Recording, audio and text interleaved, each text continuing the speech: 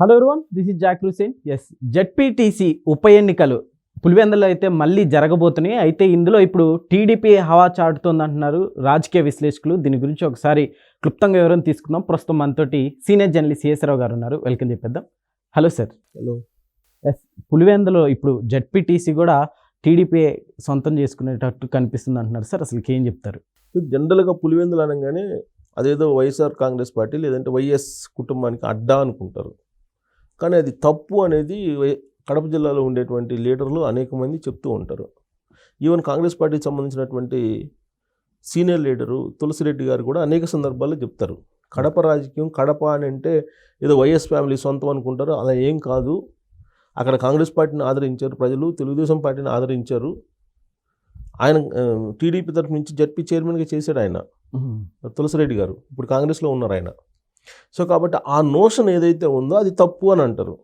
కానీ దాన్ని పులివెందుల కడప అనగానే వైఎస్ అడ్డా అనేటువంటి ఒక రాంగ్ నోషన్ని ప్రజల మీదకి తీసుకెళ్లారు.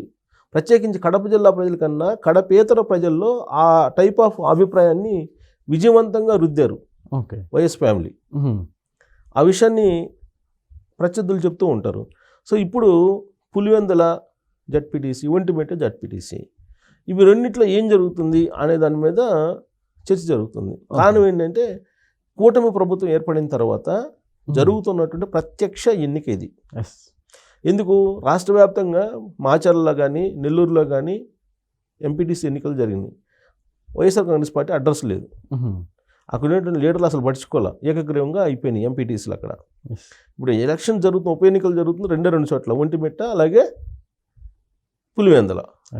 ఈ రెండు అన్నమయ్య జిల్లాలో ఒకటి, అంటే ఉమ్మడి కడప జిల్లాలో ఉన్నాయి రెండు. సో అవి రెండు చోట్ల తెలుగుదేశం పార్టీకి బలం ఉందా అంటే గత అసెంబ్లీ ఎన్నికల్లో పులివెందుల ఇప్పుడు జరుగుతున్నటువంటి జడ్పీటీసీ ఎన్నికలు జరుగుతున్నటువంటి అక్కడ ఆ ఏరియాలో పులివెందుల్లో తెలుగుదేశం పార్టీకి 2300 ఏమో ఓట్లు వచ్చాయి. వైఎస్ఆర్ కాంగ్రెస్ పార్టీకి 5200 ఏమో వచ్చాయి. ఓకే. కానీ ఇప్పుడు లోకల్ బాడీ ఎలక్షన్ జరుగుతుంది. ఈ లోకల్ బాడీ ఎలక్షన్లో గతంలో తెలుగుదేశం పార్టీ గెలిచినటువంటి పరిస్థితులు కూడా ఉన్నాయి. ఈవెన్ ఎమ్మెల్సీ ఎన్నికల్లో కూడా ఇప్పుడు వైఎస్ఆర్ కాంగ్రెస్ పార్టీ అధికారంలో ఉన్నప్పుడు 2023లో జరిగినటువంటి ఎమ్మెల్సీ ఎన్నికల్లో అప్పుడు తెలుగుదేశం పార్టీ అభ్యర్థికి మొగ్గు చూపారు కడప సంబంధించినటువంటి వాళ్ళు, కడప సంబంధించినటువంటి ఓటర్స్ ఎమ్మెల్సీ ఎన్నికల్లో, గ్రాడ్యుయేట్ ఎలక్షన్కి జరిగిన ఎన్నికల్లో. సో కాబట్టి ఒక నోషన్ ఏదైతే ఉందో ఇది వైఎస్ఆర్ కాంగ్రెస్ పార్టీ అడ్డా, వైఎస్ అడ్డా అనేది అది తప్పు. First of all free and fair elections జరిగితే తెలుగుదేశం పార్టీకి గెలిచేటువంటి అవకాశాలు ఎక్కువగా ఉన్నాయి అనేది గత చరిత్ర చెప్తోంది. ఇప్పుడు 83లో తెలుగుదేశం పార్టీ పెట్టిన తర్వాత ఆ పార్టీకి ఓట్ బ్యాంకు ఎంత ఉందో ఆ ఓట్ బ్యాంక్ అలానే కంటిన్యూ అవుతుంది, ఇంకా పెరుగుతుంది తప్పితే క్రమేణా ఎక్కడ తగ్గలేదు. ఓకే. ఇక 95లో జరిగినటువంటి ఈ స్థానిక సంస్థల ఎన్నికల్లో నీకు వేంపల్లి కానీ, వేముల కానీ, లింగాల కానీ ఇక్కడ తెలుగుదేశం పార్టీ వాళ్ళు గెలిచారు, జడ్పీటీసీలు గెలిచారు. సో కాబట్టి పులివెందుల నియోజకవర్గంలో ఒక వైఎస్ఆర్ కాంగ్రెస్ పార్టీ లేదంటే కాంగ్రెస్ పార్టీ అనుకోవడానికి లేదు, తెలుగుదేశం పార్టీ బలంగా ఉంది. Okay sir. అయితే ఇప్పుడు ఇక్కడ ఈ ఎలక్షన్కి జగన్మోహన్ రెడ్డి గారు కూడా కాస్త లైట్ తీసుకున్నారు అన్నట్టుగా వార్తలు వస్తున్నాయి సార్. జగన్మోహన్ రెడ్డి గారు లైట్ తీసుకోవాలా, చాలా సీరియస్గా తీసుకున్నారు. ఇది చావో రేవో అన్నట్టుగా తీసుకున్నారు. ఎందుకంటే కూటమి ప్రభుత్వం ఏర్పడిన తర్వాత కూటమి ప్రభుత్వం మీద వ్యతిరేకత వచ్చిందని చెప్పి ఆయన ప్రచారం చేస్తున్నాడు. ఆయన సొంత నియోజకవర్గంలో, ఆయన సొంత ఇలాకాలో జరుగుతున్నటువంటి ఎన్నిక ఇది ప్రతిష్టాత్మకంగా తీసుకోకపోతే నీకు తెలుగుదేశం పార్టీ నుంచి వెళ్ళినటువంటి సతీష్ రెడ్డిని లేదంటే అవినాష్ రెడ్డిని చావోరేవో మీరు ఖచ్చితంగా అక్కడ గెలవాల్సిందే అని చెప్పేసి చెప్పరు కదా. ఇప్పుడు అక్కడ వైఎస్ఆర్ కాంగ్రెస్ పార్టీ నుంచి హేమంత్ రెడ్డి అని అతన్ని పోటీలో పెట్టారు జడ్పీటీసీగా అభ్యర్థిగా. తెలుగుదేశం పార్టీ నుంచి BTech Ravi, MLC Telugu Desam party BTech Ravi సతీమణి లతారెడ్డి గారు పోటీలో ఉన్నారు.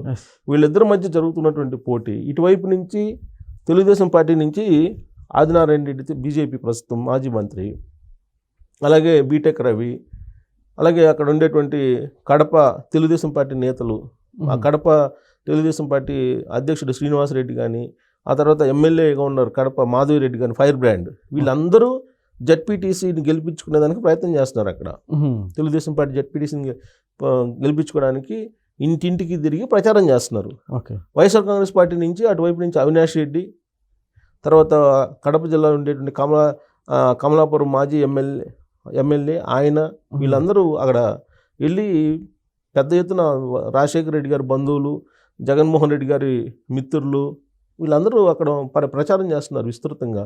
అవినాష్ రెడ్డికి అప్పచెప్పారు, మొత్తం బాధ్యతలు అవినాష్ రెడ్డికి అప్పచెప్పారు.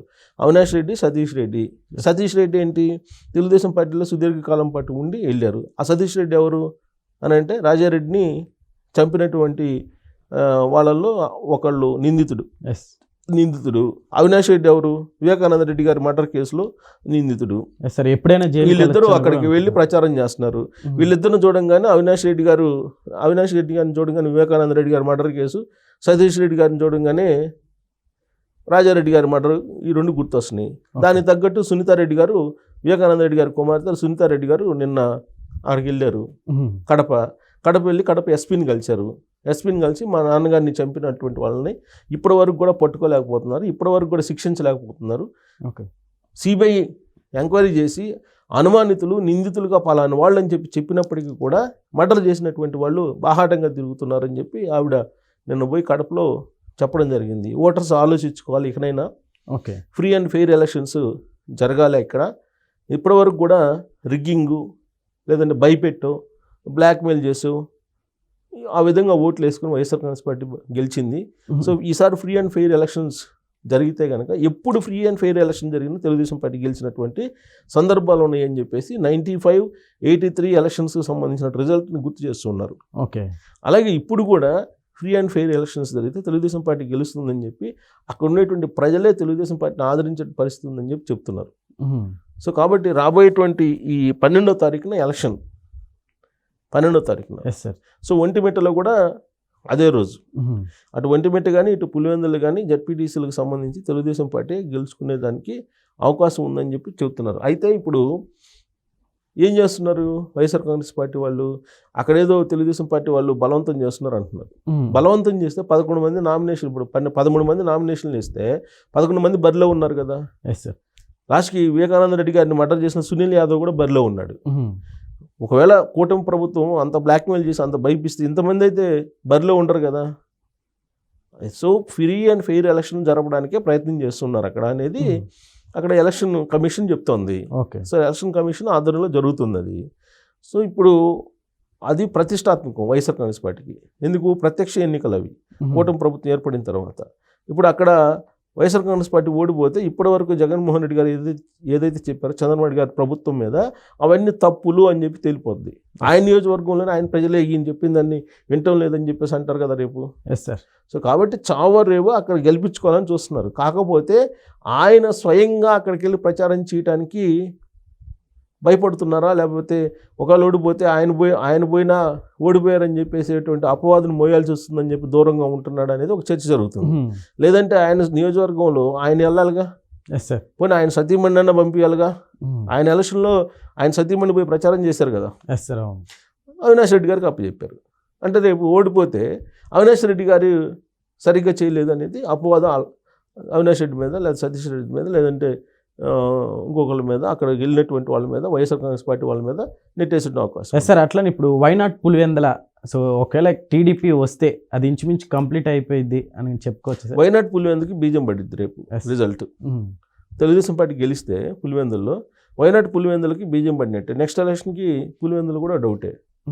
ఆ స్థాయికి వెళ్ళిపోయే అవకాశం ఉంది. పరిస్థితులు తారుమారేటువంటి అవకాశం. అంటే పబ్లిక్ మూడ్ని మార్చేటువంటి ప్రయత్నం చేస్తున్నారు. పబ్లిక్ ఎప్పుడైనా సరే ఫ్రీగా ఓటు వేసినప్పుడు వాళ్ళ మనోభావాలకు అనుగుణంగా ఓటేస్తారు. కానీ ఇప్పటివరకు జరిగిన ఎన్నికలు ఏంటి, వైఎస్ ఫ్యామిలీ భయపిచ్చి రకరకాలుగా మభ్యపెట్టి ఓట్లు వేయించుకున్నారనే అభిప్రాయం ఎక్కువ మందిలో ఉంది. కానీ ఈసారి ఆ పరిస్థితి ఉండదు కాబట్టి తెలుగుదేశం పార్టీ అక్కడ గెలిచే అవకాశం ఉందని చెప్పేసి అంటున్నారు. Okay sir, thank you.